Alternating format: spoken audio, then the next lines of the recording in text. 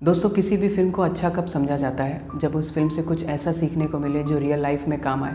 Inspiration, admiration और फिर हम उस फ़िल्म को बार बार देखते हैं। पर क्या आपने कभी किसी फ़िल्म के रिव्यू के बारे में पढ़ा है, this is the best film you don't want to watch twice, यानी ये सबसे बेहतरीन फ़िल्म है जिसे आप दोबारा नहीं देखना चाहेंगे? या आपने कभी किसी फ़िल्म का लाइव रिएक्शन और रिव्यू देते वक्त लोगों को टूटते हुए देखा है? ऐसी एक फ़िल्म है दोस्तों, जिसे देखने के बाद शायद आप भी हाथ जोड़कर अपनी कृतज्ञता जाहिर करें, ईश्वर के प्रति, फैमिली के प्रति, और जितनी भी चीज़ें आज तक आपको ज़िंदगी में मिले हैं, आप भी अपने आप को खुशकिस्मत समझेंगे। Movies you must watch before you die की इस लिस्ट में अगली फिल्म जो आप लोगों के सामने लेके आया हूँ उसका नाम है ग्रेव ऑफ द फायरफ्लाइज। आज उसी का करूँगा रिव्यू। नमस्कार, आदाब, सत श्री अकाल दोस्तों, मैं हूँ अंकित और स्वागत है आपका एक बार फिर से म्यूज़िकल रिव्यूअर में।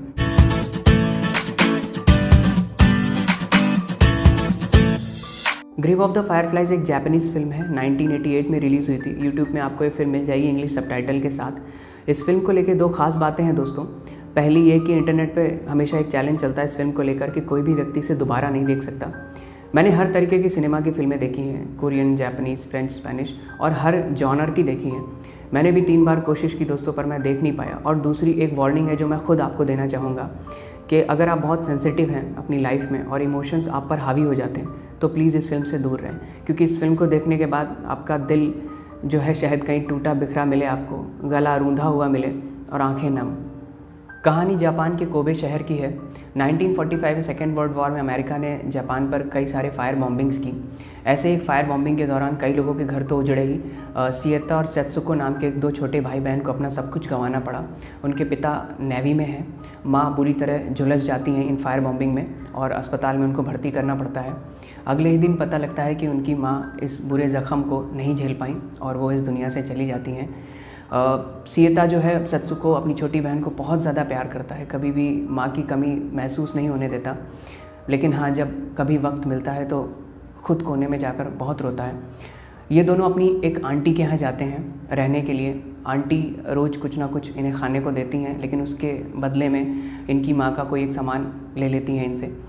जब सारे सामान की ख़त्म हो जाते हैं, सारा सामान कुछ भी देने के लिए नहीं रहता, तो फिर उनकी आंटी इनको झिड़क देती हैं, इनकी बेइज्जती करती हैं, दोनों भाई बहनों की बहुत बुरा बर्ताव करती हैं, जिससे दुखी होकर सिएता और सेत्सुको अपनी आंटी का घर छोड़ देते हैं। सिएता सेत्सुको को लेकर जंगल की एक गुफा में चला जाता है, वहीं एक छोटा सा घर बना लेता है। अपनी बहन को खुश रखने के लिए वो उसके साथ खेलता है। इस जंगल को ही एक ड्रीम हाउस बताता है, एक प्ले बताता है और उसको किसी भी तरीके की कमी महसूस नहीं होने देता। बैंक में पैसे भी ख़त्म हो जाते हैं और तब इसे पता लगता है कि जापान आर्मी ने सरेंडर कर दिया है और मोस्टली शिप्स जो हैं वो डूब चुकी हैं। तो इसको अंदाज़ा हो जाता है कि शायद इन्होंने अपने पिता को भी उसी समय खो दिया है। पैसा ख़त्म होने की वजह से खाने की भी कमी हो जाती है।